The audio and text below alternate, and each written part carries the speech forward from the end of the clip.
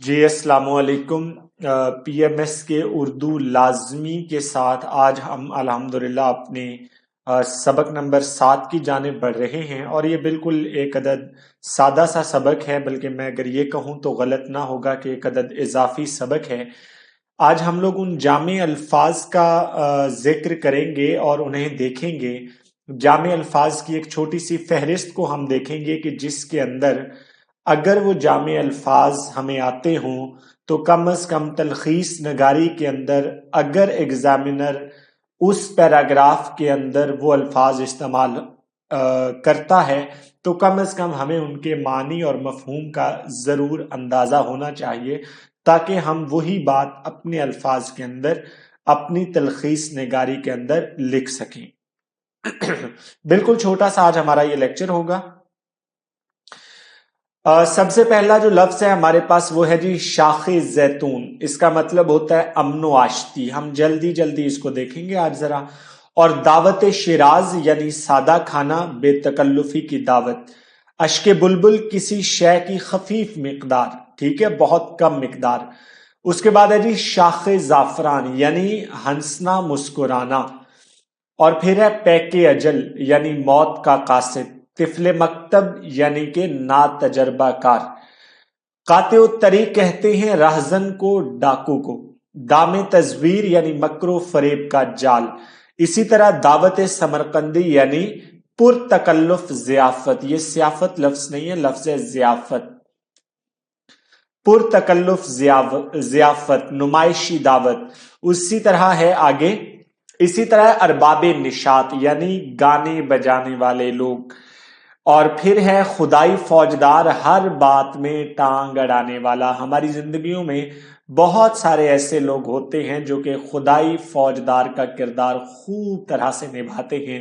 ہر کام میں ٹانگ اڑانا ان کا بنیادی مقصد ہوتا ہے، بھلے وہ خود کوئی کام کریں یا نہ کریں۔ اسی طرح یوسف بے کارواں یعنی اکیلا شخص۔ پیر فرتوت بہت بوڑھا شخص۔ بے نیل مرام یعنی ناکام و نامراد۔ اسی طرح ہے استہزائیہ یعنی ہنسی یا تمسخر اڑانے کا انداز۔ پھر ہے رسم مشائیت، احترام سے کچھ دور ساتھ جانا، یعنی جب آپ کے پاس کوئی مہمان آتا ہے تو اسے احتراماً آپ سی آف کرنے کے لیے دروازے تک جاتے ہیں، تو اسے کیا کہتے ہیں؟ رسم مشائیت۔ اور پھر ہے ہمارے پاس ابر نیساں، بہار کے موسم کا بادل۔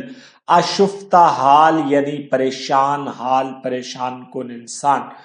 اتمام حجت کسی امر میں آخری مرتبہ سمجھانا، حجت کرنا۔ حجت کہتے ہیں دلیل کو، دلیل دینا، ٹھیک ہے۔ میں نے آخری اتمام حجت کر لی، اب اس کے بعد آپ کی مرضی، آپ جو بھی فیصلہ کریں۔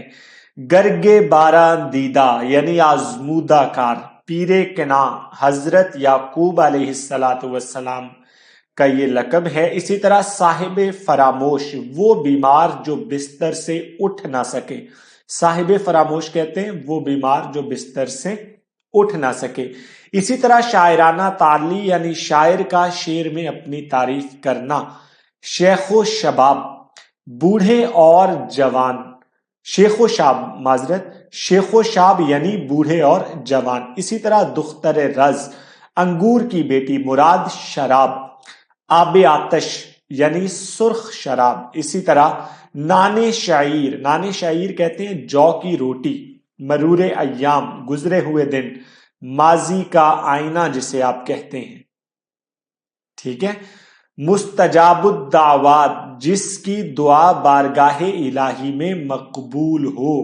اسی طرح بسا اوقات یعنی اکثر اوقات، اکثر و بیشتر اوقات۔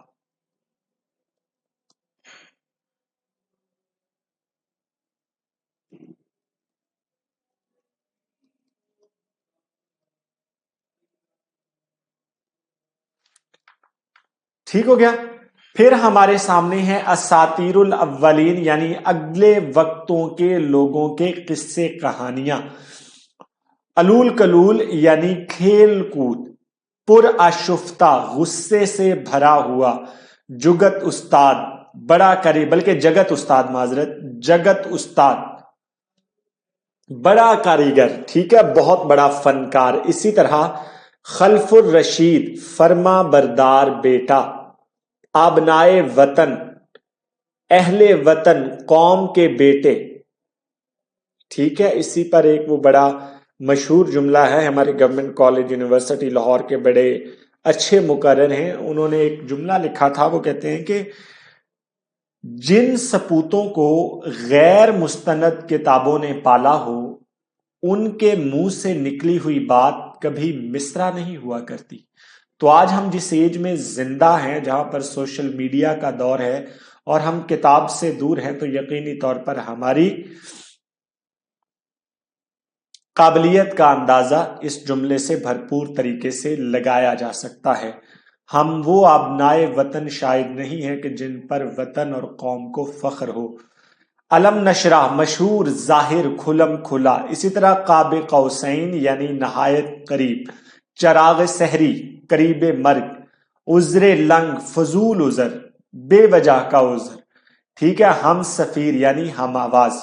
इब्नुल वक्त, मौका शनास। अच्छा, ये एक लफ्ज होता है मौका शनास और एक लफ्ज होता है मौका परस्त, ठीक है। मौका परस्त कहते हैं अपॉर्चुनिस्ट को।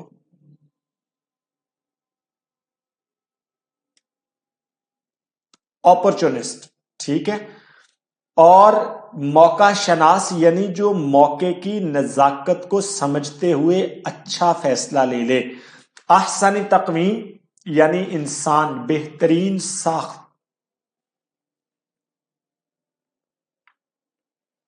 उसके बाद है जी दस्ते कश, अलहदा हो जाने वाला। और इसी तरह जौनपुर का काजी, बेवकूफ इंसान, अहमक इंसान। आबनाए जिन्स, मुराद आदमी। लिसानी कशमकश यानी जबान का झगड़ा। बादियुन नजर, बादियुन नजर, सरसरी नजर से देखते ही। उसके बाद है हब्लिल मतीन, मजबूत रस्सी, मुहकम वसीला। आपने अक्सर और बेशतर औकात वो कुरान पाक की आयत सुनी होगी, वातसिमू बिहब्लिल्लाहि जमीअन वला तफर्रकू, और अल्लाह की रस्सी को मजबूती से थामे रखो और क्या करो, ला तफर्रकू, तफरके में ना पड़ो। इसी तरह कस्बे माल, कमाल का हासिल होना, ठीक है। नामवरी, शोहरत।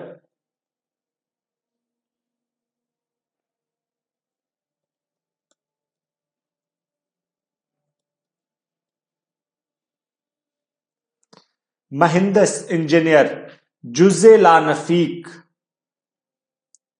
जुजे लानफीक यानी जो हिस्सा अलग ना किया जा सके। मर्गे मफाजात, नागहानी मौत, अचानक मौत। फलाहत, खेती बाड़ी। फिक्र अंगेज, ख्याल बढ़ाने वाली, काबिले गौर। खूगर, आदि होना, वो शख्स तो शराब का खूगर है, ठीक है। फरोई मसाइल यानी, फरोई मसाइल यानी सानवी मसाइल। पहले होते हैं आपके अव्वल दर्जा मसाइल जिनको अहमियत देना बहुत जरूरी होता है, फिर कहते हैं फरोई मसाइल यानी आपकी बाकी चीजें तो सानवी हैं। नकली राह, काबिल अमल रास्ता जिसके ऊपर अमल किया जा सके। इल्म हिंसा यानी ज्योमेट्री। ये थे वो चंद एक अल्फाज, 40 से 45 या 50 अल्फाज के। इनको आपको अजबर करने की कोई जरूरत नहीं है, बस ये एक अदद कॉम्प्लीमेंट्री लेक्चर था आप लोगों के लिए कि आप कम से कम आपको इन अल्फाज का एक मफहूम आपके जहन में कहीं ना कहीं जरूर गर्दिश करता होना चाहिए जब आप उस पैराग्राफ को पढ़ेंगे तलखीस नगारी में। अमूमी तौर पर हमारी उर्दू इतनी तो बेहतर जरूर होती है कि हमारे सामने एक अदद उसका मफहूम वाजे आ जाता है, क्योंकि बिलाशुबा अगर हमारी उर्दू सेकंड फर्स्ट लैंग्वेज नहीं है तो उस तरह से सेकंड लैंग्वेज भी नहीं है, ठीक है। तो हम बिल्कुल दरमियान में कहीं पर खड़े होते हैं, इस्तादा होते हैं। तो ये था आज का लेक्चर, इसको देखिए। बाकी इंशाल्लाह हम अपने अगले लेक्चर के अंदर जो है वो पीएमएस के जो पास्ट पेपर्स में आई हुई तलखीस नगारी है उसे देखेंगे और उसके बाद हम ये वाला टॉपिक क्लोज कर देंगे। मुझे इजाजत दीजिए, इंशाल्लाह अगले लेक्चर में मुलाकात होगी। अल्लाह हाफिज।